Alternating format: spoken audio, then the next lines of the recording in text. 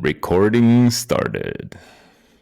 Hey Alex, Hey Bella, how are you?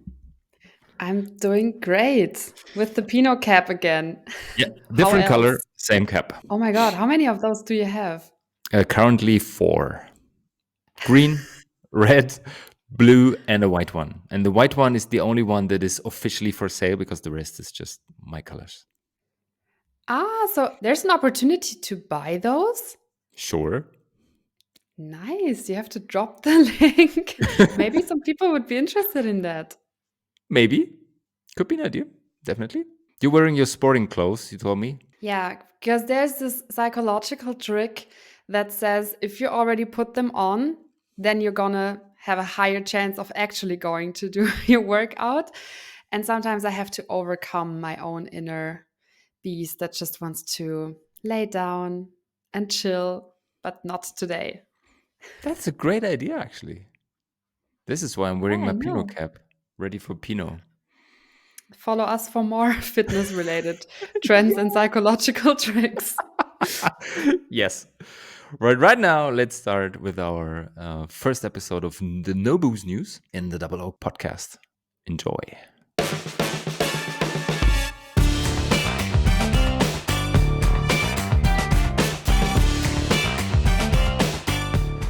Welcome, welcome, welcome, all you curious people, no boozers, and wine lovers, to the second episode of Double O, your weekly go-to show about no alcohol products in the podcast universe. Guys, this is the first issue of our No Booze News, and this is designed to keep you up to date what is happening in the no alcohol world and category. We'll talk about trends. We're going to talk about products. We talk about the latest exciting studies and share products that came along that we tasted during the week. This week, it's my turn. The no alcohol world is pretty busy. So currently, we plan to do this every second week, so fortnightly, but maybe we'll increase the frequency at some point. Before we get into the latest news, let's take a look of what it's actually driving the movement and what we can expect of the category. Bella, you're the expert on the psychology issues. Give us an introduction, please. Yeah, so let's pull up the article that we wanted to go through first with you. And it's about the new wave of drinkers, Gen Z, because they are really shaking up the wine scene with their different take on alcohol. Because instead of going all in, like maybe we used to do, they're practicing moderation, exploring new drinks, and sometimes skipping alcohol altogether.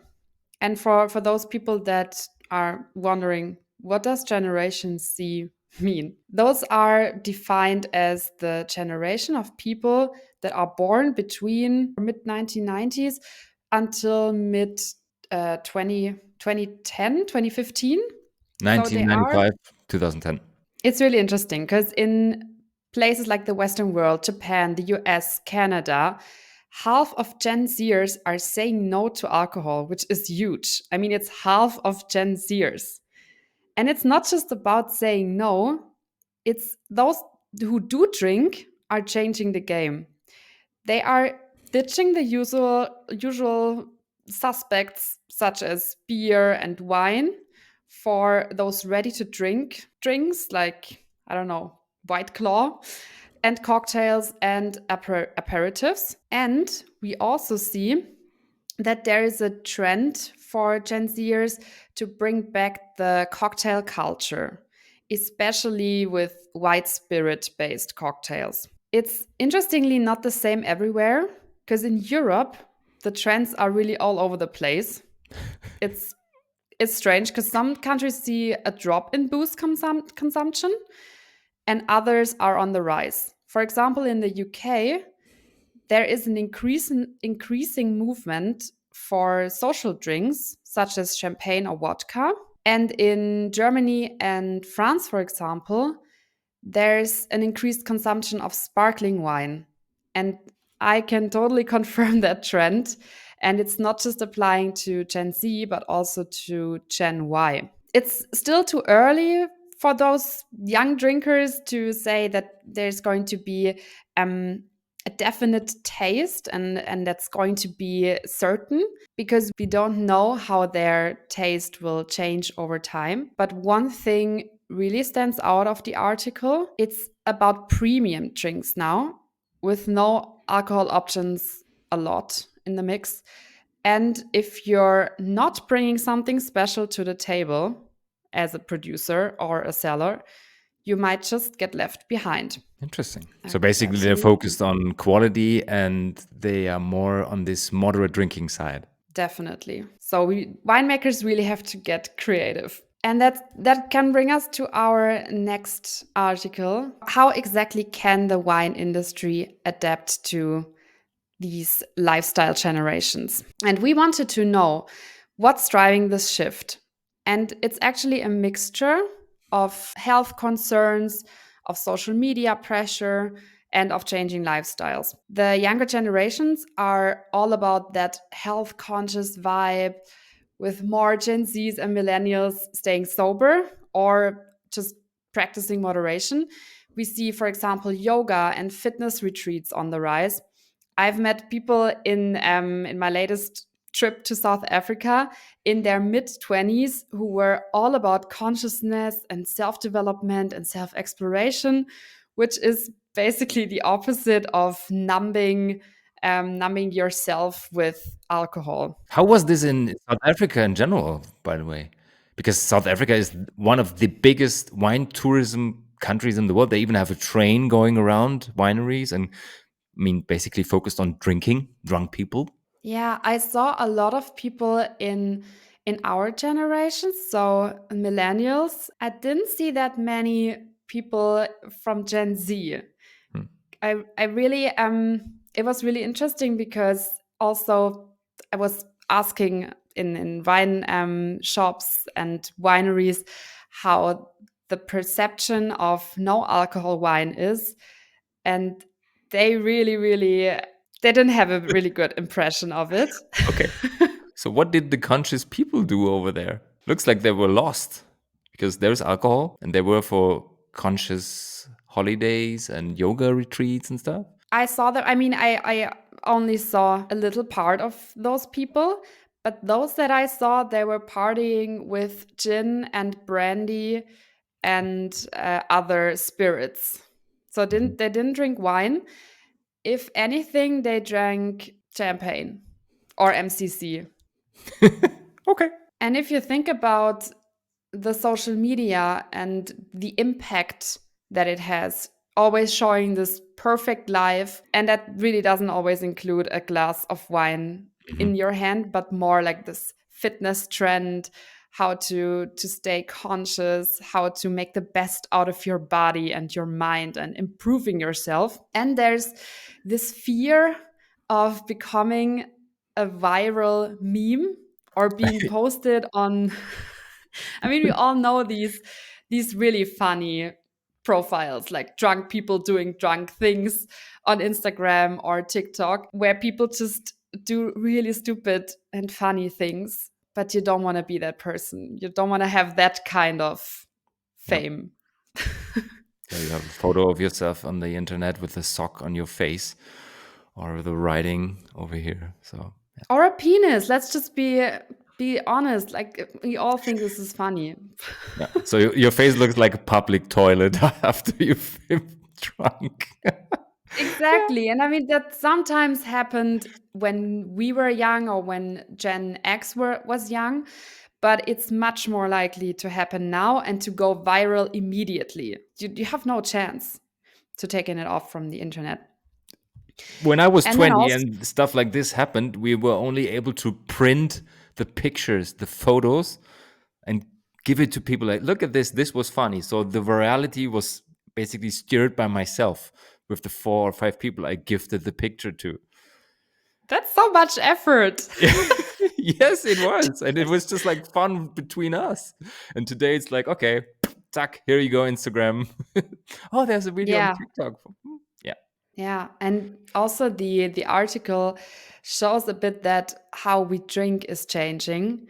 So there's much more home parties, hangouts at someone's place.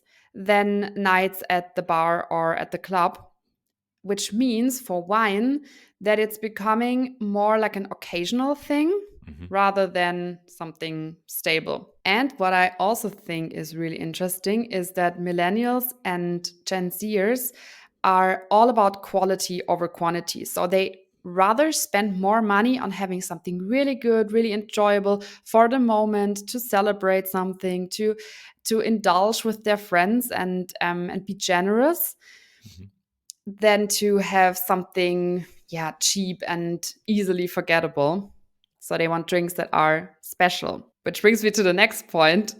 It's not about only booze anymore.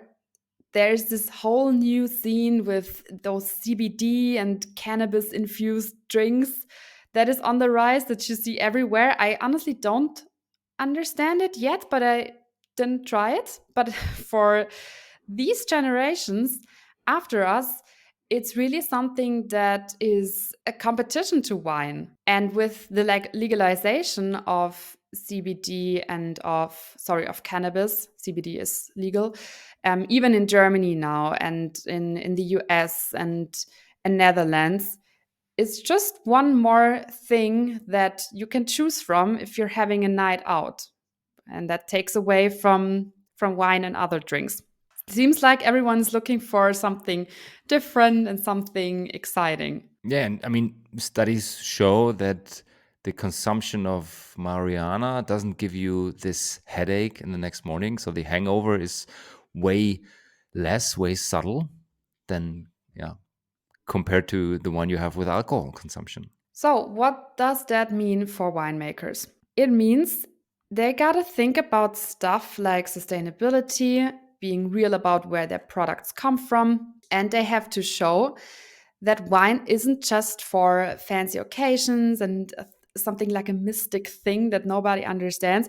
I mean, we probably all know that feeling when you're at a restaurant or dinner with your friends and you have to order a bottle, and the person with the perceived most knowledge, like, which sometimes just means you know that there's a difference between Riesling and Pinot Grigio, and this person then is like chosen to be responsible for making the decision what the whole table is going to drink, and that's so much responsibility. And I've been in these situations, and I can tell that on the inside you're always a bit shaky, and you're always like, oh gosh, hopefully it's good, hopefully I'm not going to disappoint anyone.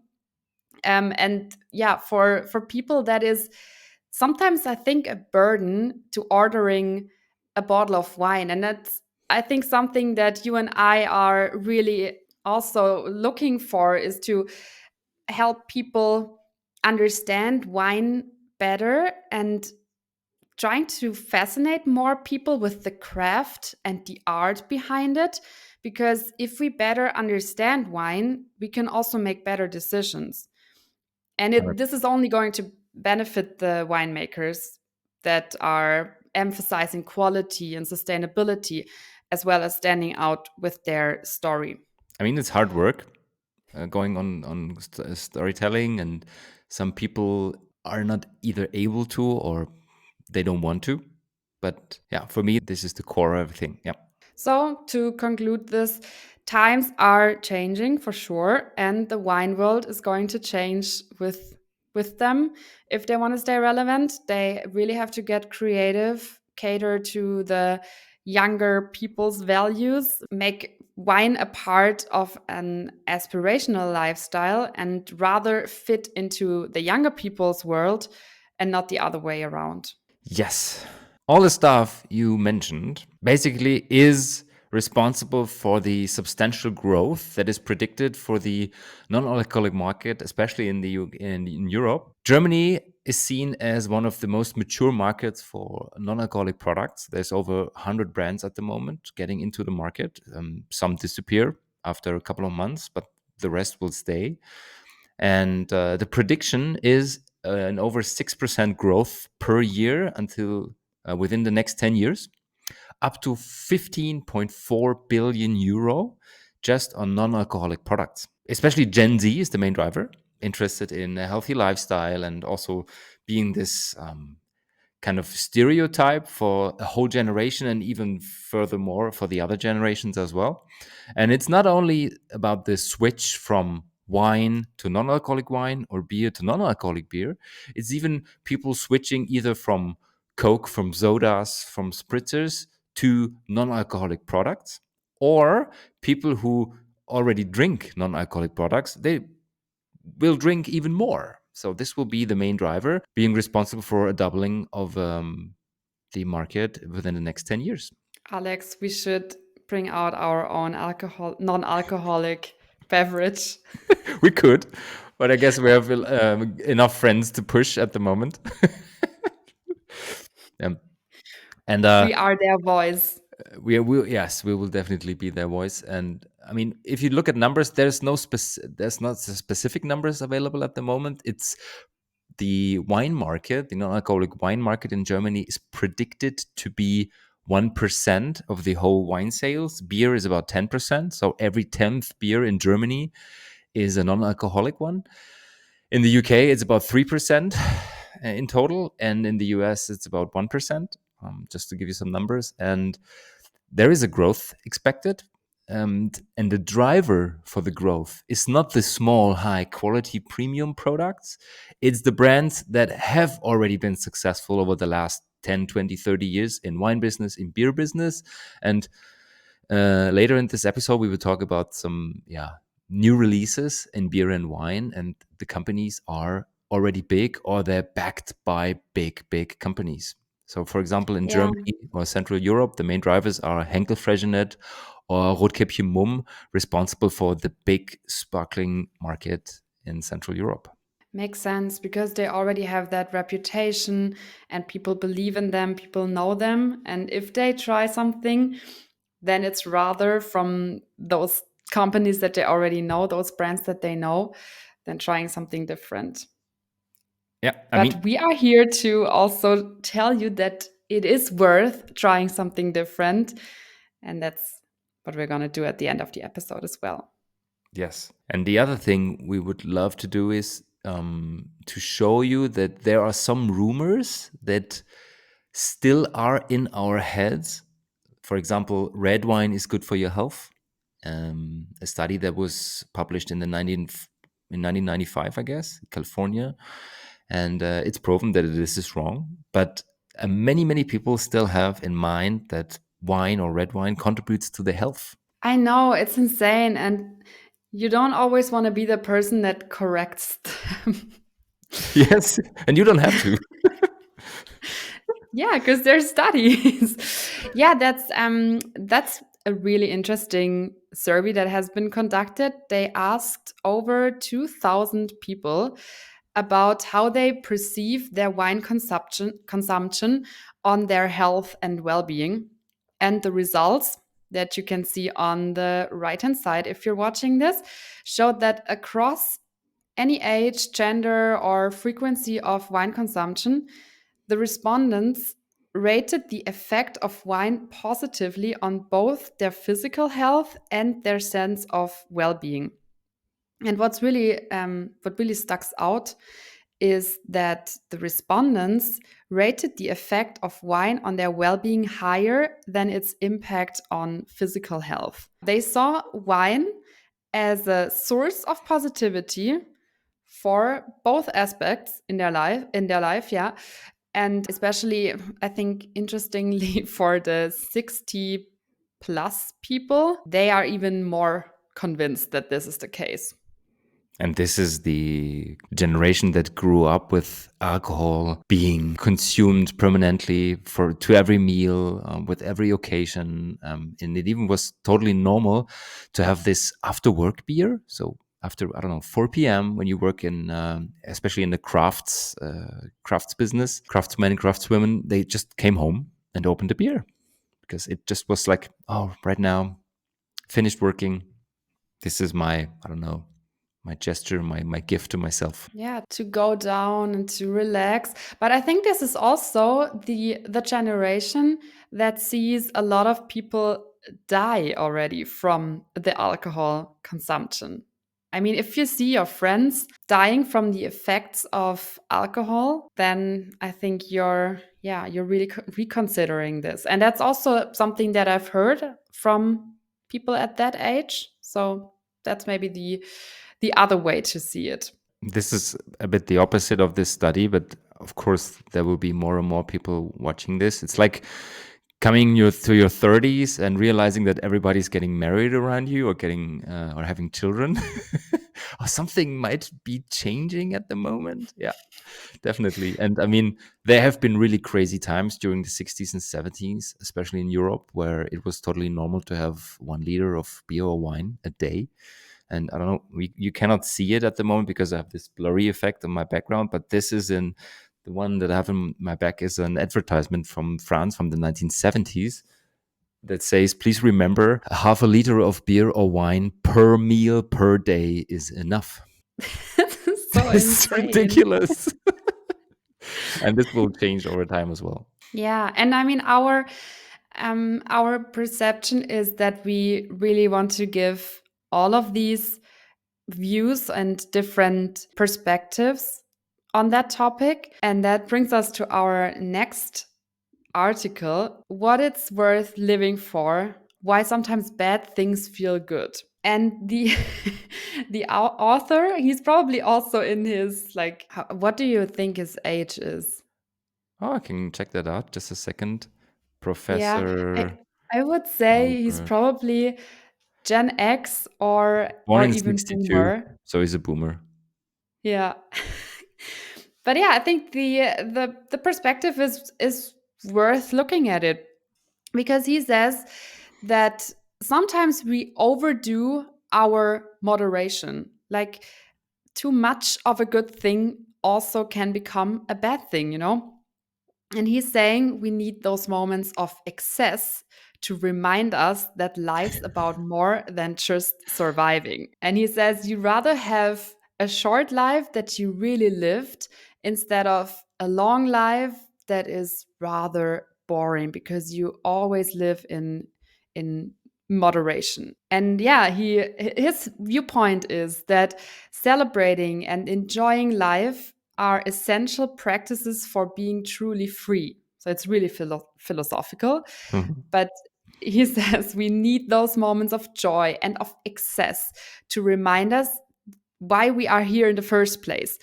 And yeah, sometimes that means we gotta get a little bit drunk, maybe experience a hangover or a messy house or an embarrassing story. But here's the thing, he's saying we can't truly enjoy life without community. It's about coming together, sharing those experiences, having joyful moments together without feeling guilty. Like when you're at a party and someone offers you a drink, it's not about them trying to drag you down. It's about sharing a moment of generosity and joy. And he's saying the real key to happiness is to live life to the fullest, but in a way that's good for us. Yeah. What do And I you mean, think? you can have an excessive party until 4 a.m. and just freak the hell out of yourself and drink sparkling tea. Why not? I mean, I have never used alcohol to, I don't know, just freak out. I mean, it happened in parallel, but the main focus was just getting out of my comfort zone and do something in public. Probably I would not do that often. And it really depends on what is your personal or your type and how your brain works, how your genetic works, what kind of an emotional person you are. I guess it's way more difficult for introverts and way easier for extroverts to just party and be in a social environment without alcohol to feel relaxed, cool, and just be more open. But this can also work without alcohol. It doesn't have to. But of course, I totally get what he's saying. Every now and then, we just need this specific moment, and maybe the drunkiness, the hazy, dizzy feeling in our head is something that we want to have, want to experience. And to me, for me personally, I can experience this with a good sparkling wine, with a good Pinot Noir, whatever. But I choose very wisely what to drink right now. And this has changed Yeah, as well. I fully agree. Yeah, I think sometimes it's us not maybe understanding that for people that are more introverted, alcohol is really something that helps them get out of their shyness and start to approach people, start to dance in the club. I mean, for us, that's not something that we have to get drunk for. I think we are we are an example of, yeah, just approaching people and not really giving a shit. We don't need alcohol for that, which I think is a really nice point of enjoying, because if we drink a glass of wine or a glass of champagne, it will really do the thing of celebrating together. It's not something that we need, but it's something that we choose. The interesting thing is when you think you're an introvert and alcohol is able to lower your inhibition threshold, then you're not an introvert. So it's just about being braver to get out of your comfort zone. And it's probably much more rewarding to step out of your comfort zone when you're sober, because then you really get this thrill. You're really like, oh Yes. my God, Oh, yes. I approached the person and I stepped over my inner shame. And isn't that much more rewarding than to know, okay, I don't know, downed half a liter of wine and then I was able to do it, because it only shows you your own flaws. Yes, and the chance of fucking the situation up is way higher. And the other thing is, maybe the next day you cannot remember what has happened the last day. So, I mean, we've talked about what is currently happening, about the different sides and perspectives on this topic. And my personal question was, and this was also a question that has been answered by the IWSR, is who are the winners of the moderation trend? I don't know if you've already read the article, but even if you had, what would you have expected? Or what would be your expectation that the winners are? The category or the products or I don't know, the people? Who would it be? What do you think? I would say that there's probably some, yeah, producers of those sparkling teas, kombuchas, Hmm. maybe even no alcoholic wine, no alcoholic beer, that those will be the winners. And then also other activities, not going to the bar anymore to get drunk and to enjoy your night out, but rather having a movie night with your friends at home, or doing something completely different, maybe going more into sports or wellness or retreats. So, yeah, where do these people go? Tell us. I'm really interested now. I mean, on the one hand, there is this question: where do these people go? And yeah, basically, it is categories such as a non-alcoholic wine, non-alcoholic beer, other alternatives such as sparkling teas, kombuchas, verjus, stuff like that. And the other thing is that people are changing their already non-alcoholic drink favorites such as Coke or sodas or stuff to alternatives. So I don't know, I used to drink juices, for example, or sodas, and right now I'm interested more in higher quality, so I drink non-alcoholic beer, non-alcoholic wine, or switch to sparkling teas and stuff. So there is not even a shift from alcohol products. There is, but it's a smaller amount, from alcohol products to their non-alcoholic pendants. It's more about the switch from already non-alcoholic drinks to the specific ones that we know from our wine and beer industry. Yeah, This is makes what sense. surprised me. But yeah, if you think about me, for example, if I want to have a night out and not drink, I'm like, there is not really an option that is sugar free or caffeine free, because you don't want to get all caffeinated at 10 p.m., especially not me with my sleeping problems. So there's not really an alternative to water. So if a bar or even a nightclub would offer something that is just no alcoholic, but is the same as the alcohol pendant, then I would embrace it. Mhm. I would love it. Just to give you a feeling, 44% of NOLO consumers said that they had switched from a normal non-alcoholic drink, you just mentioned coffee, water, tea, to another alcoholic drink, for example, like the ones we mentioned. And it definitely is a huge chance for bars, for restaurants, for hotels to get more people into just consuming their products when they offer non-alcoholic alternatives. 100%. Awesome. That's so exciting.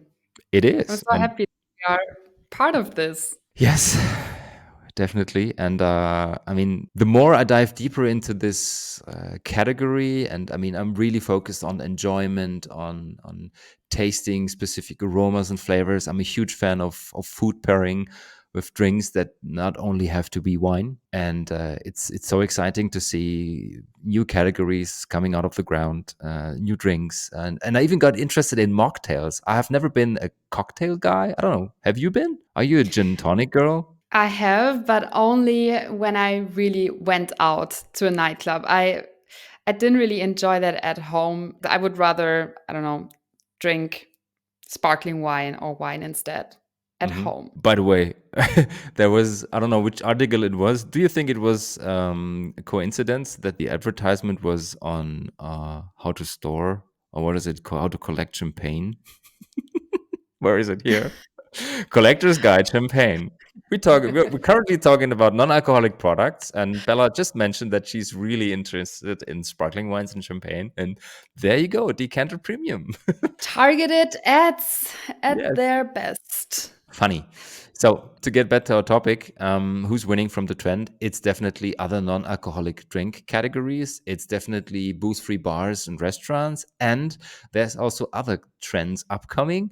Even though you didn't know that there has been a trend where alcohol was included. We are seeing a change in the travel game because more and more millennials and Gen Zs are ditching booze for wellness and self care when they're on vacation.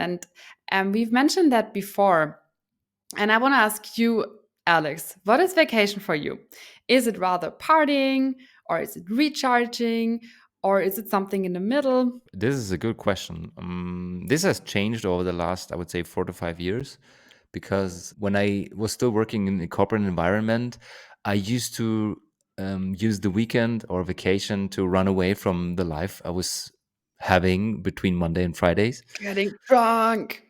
And not only getting drunk, but yeah, I mean, I wasn't able to change the way I was living and feeling. So I used vacations or weekends to just, yeah, run away and to enjoy, to relax, to calm down, to, of course, see some cultural stuff.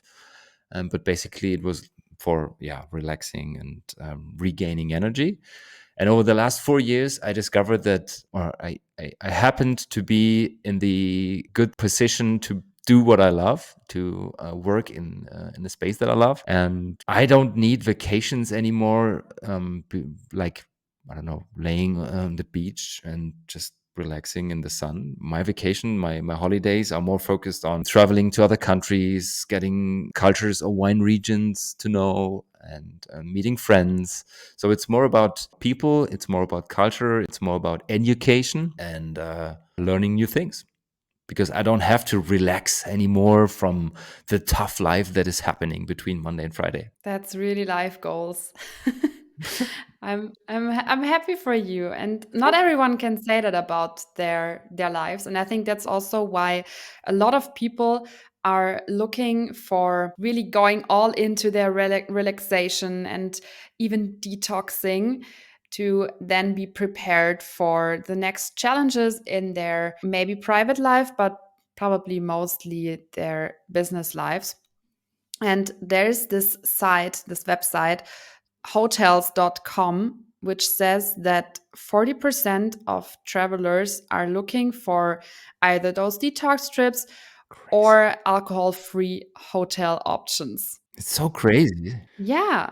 And there's like the smartest and biggest players in the hotel business are getting on board already. They see the potential and they see their need to action. They hire consultants to craft non alcoholic experiences or mocktails or stuff like that. And the thing is, wine and beer and spirits are sometimes also ingrained into the culture and the heritage of a destination. For example, if you go to the Caribbean islands, you'll of course see coconut with rum somewhere, and it's really enjoyable if you have the chance. Try it. And I think for a lot of people that come to Germany, it's about trying beer, or for people traveling to France, it's about getting that nice bottle of Pinot or of Merlot or whatever. But the number of guests who wish to take a temporary or even permanent break from alcohol are increasing. And alcohol free but still sophisticated options like fancy cocktails, fancy mocktails, have to be available in the same seamless manner that you also see with vegetarian or gluten free or vegan or whatever option you have in the nutritional area in the hotels or in the airline cuisine or for the cruise ship or whatever. And people that are working in the travel industry, they reported to see 220% spike in teetotaler travelers. And I had to Google that, and I want to define it. So those are simply people that don't drink anymore at all. So they're decided to go Excellent. sober. And these folks want top tier booze free options, whether they are cruising down the Seine or dining at a gourmet restaurant in Japan. So, if someone listening from the hospitality industry, you will need to adapt. Booze may be part of the culture of a country, but your job is to make every guest feel good and feel at home, including those people that decide to skip alcohol. And that means having alcohol free choices ready to go and not looking at people with a strange eye when they ask for a non-alcoholic option for course menu. When I first heard about alcohol-free traveling in, I guess, the mid 2023 or something, I had to Google what it really means, because to me, alcohol was never directly related with traveling. I mean, of course, there is people that the moment they jump on the plane to Mallorca or to I don't know, from London to Ibiza, they grab a drink and just start drinking. That it really has been an issue that you want to travel and experience all you want to experience without a sip of alcohol. This was totally new to me, and it's really surprising that there is this huge growth and demand in this category. And this is definitely a chance for higher sophisticated products. Definitely. And I think maybe for some people that are maybe a little bit obliged to drink or to eat a lot during their business week, like having a lot of business dinners and nights out where deals are closed. I don't know. Those people might really be interested in having 2 weeks off of alcohol just to give their liver a break.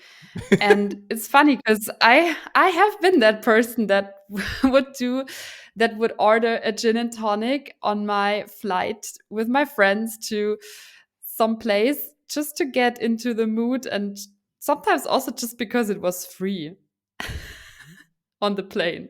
Yeah.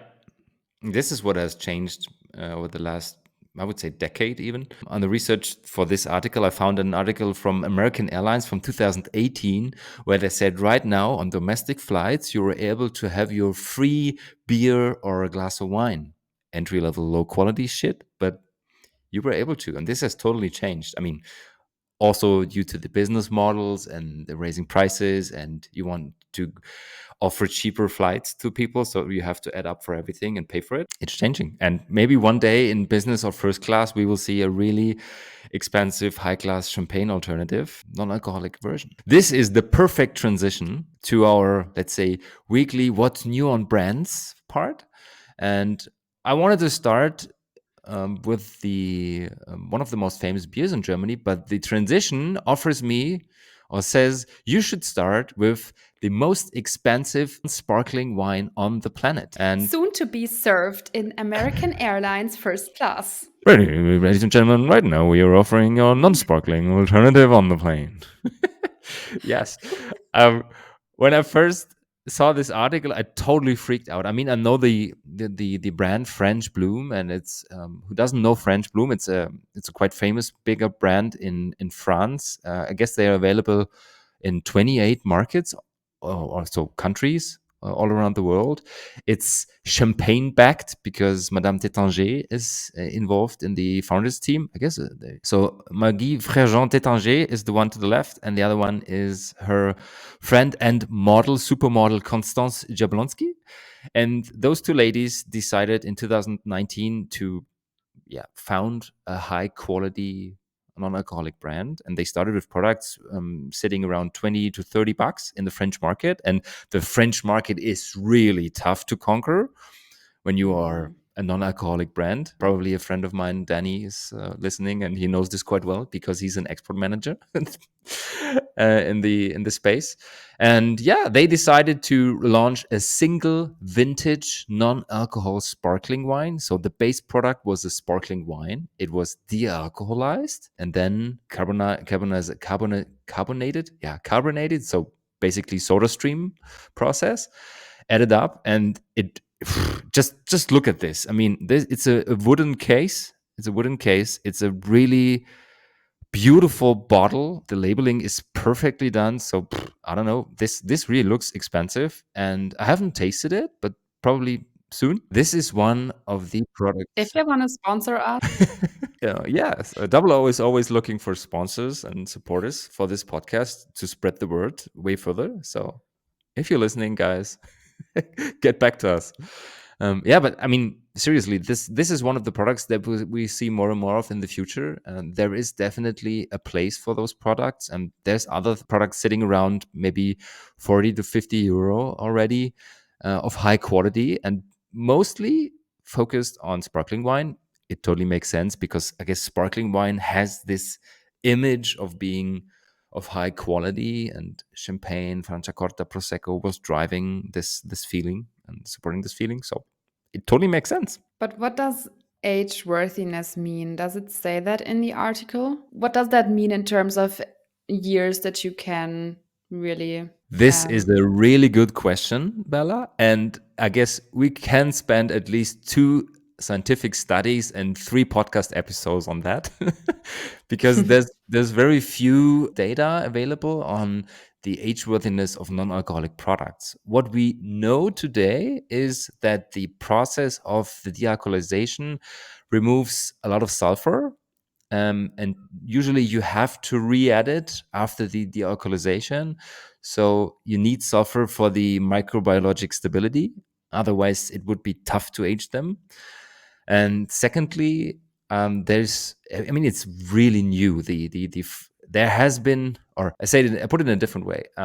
The pattern, the invention of non-alcoholic wine, so de-alcoholizing wine, is from 1907. The first non-alcoholic beer is from 1972.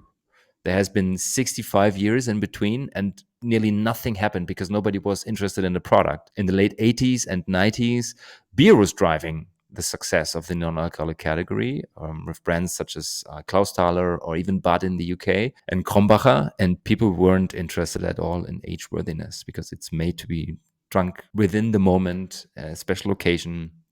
Nobody would store this in the cellar. And I guess I would say alcohol contributes to the age worthiness as well. But I mean, we can do a study on that, definitely.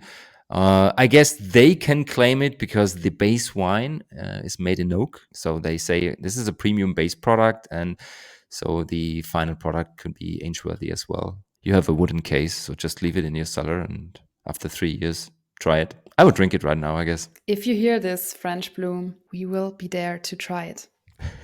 Yes. PO box is always open for you guys.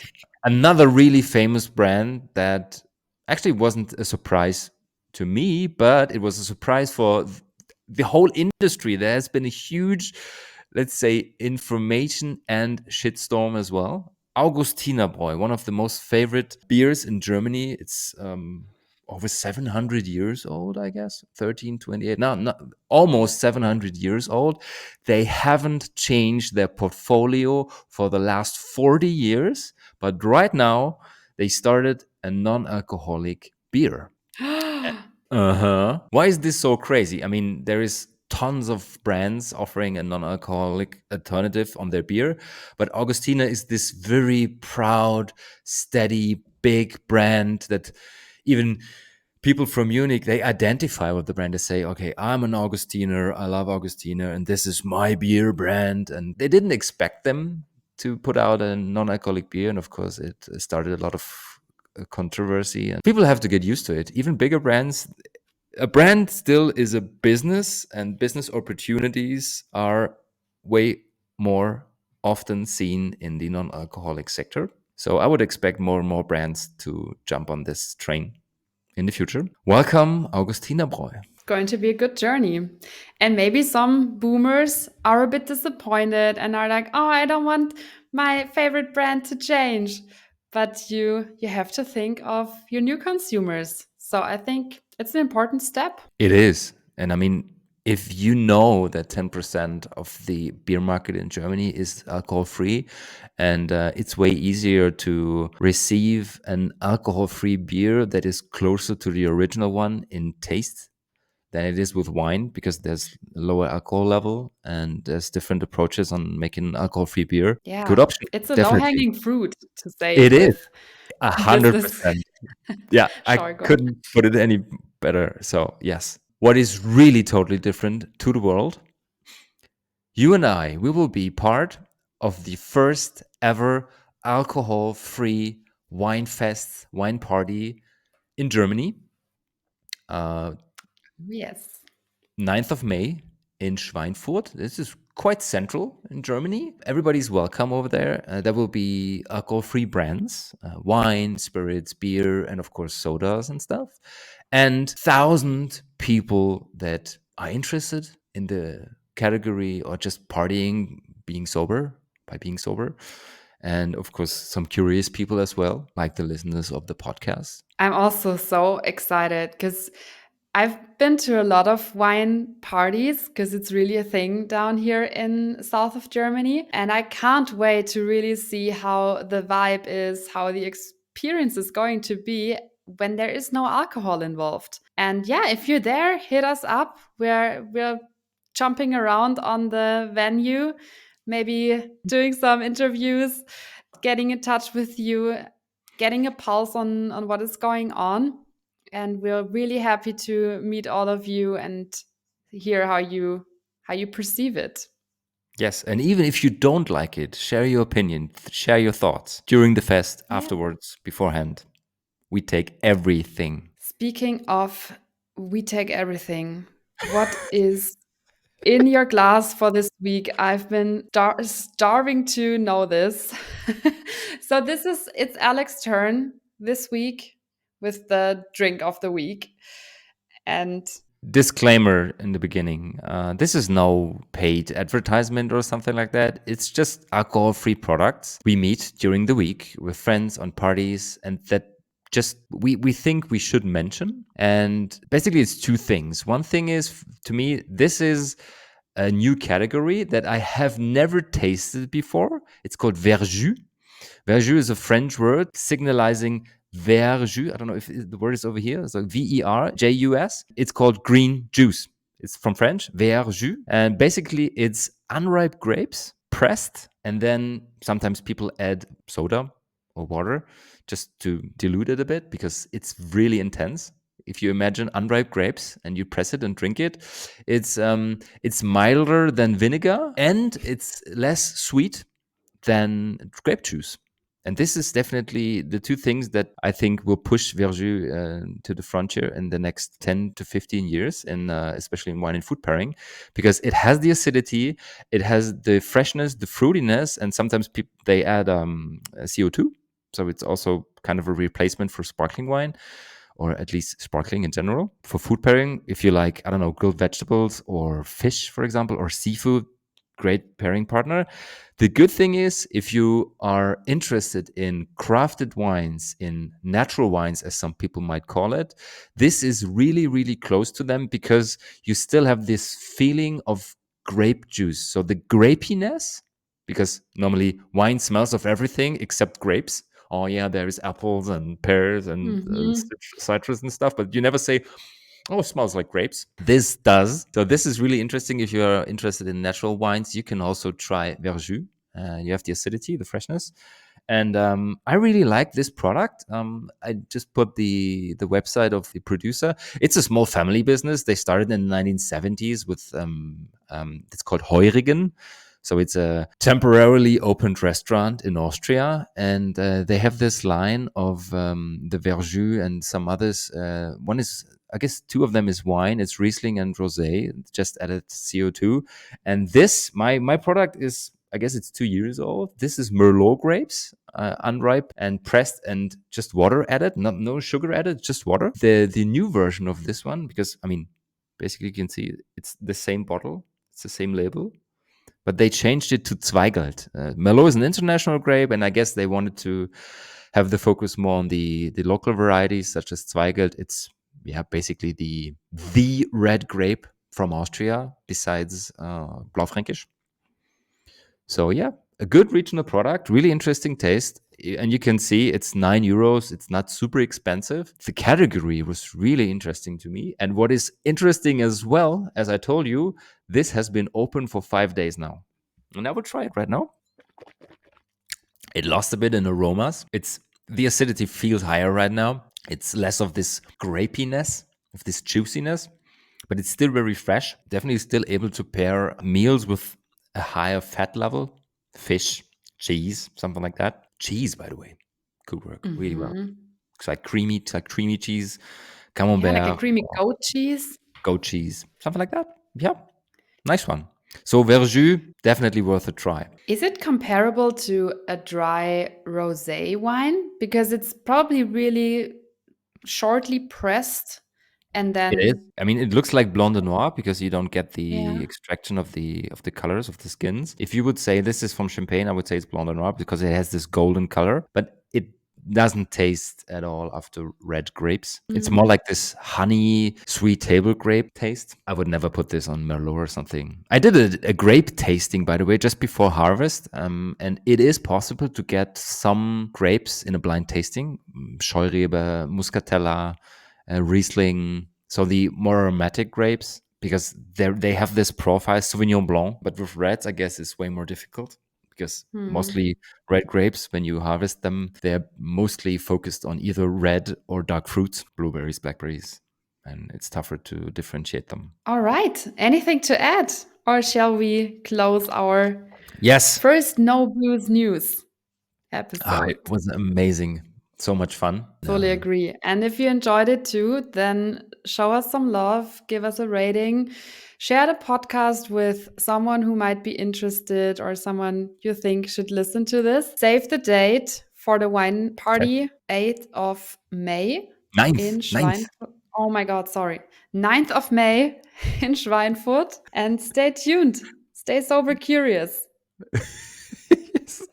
What I wanted to add is I don't know if this is an international holiday, but in Germany it's called Christi Himmelfahrt. So basically, Jesus Christ Sky Drive, or I guess it's called Ascension of Christ. He Sorry, had a taxi driving him into the could be, sky. or maybe he drank too much and just flew away. Just kidding. The date is on purpose because this is one of the most famous holidays in Germany, where especially men meet just to get drunk. Yeah. And this will be the other way around. So, yes. Starting a new era. Have a great week, guys. You too, Bella. You too, Alex. See you next week. See you then. Bye bye. Ciao, ciao.